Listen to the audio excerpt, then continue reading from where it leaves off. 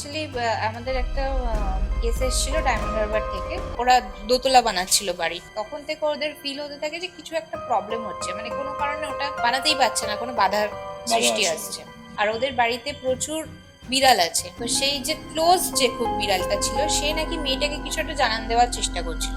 মেয়েটা তখন বুঝতে পারে সে কোনো একটা অশনি সংকেত ফিল করতে পারছে, সেটা ওকে বোঝানোর চেষ্টা করলো। তো এরকম করে হঠাৎ করে একদিন ওই কিছু একটা যেন ওকে বলতে গিয়ে বিড়ালটা মারা যায়, কাইন্ড অফ হার্ট অ্যাটাক করেই মারা যায়। আচ্ছা।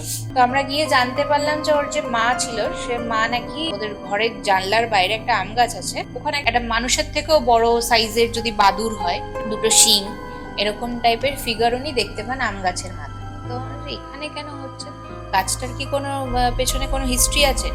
তো বলছে হ্যাঁ, আমরা দেখেছি, আমাদেরই ফ্যামিলির একজন, নাম বলতে চাইলো না, বলে আমাদেরই ফ্যামিলির একজন, ওকে আমি দেখেছি যে প্রত্যেক শনিবার গাছের গোড়ায় বালতি বালতি রক্ত দিই।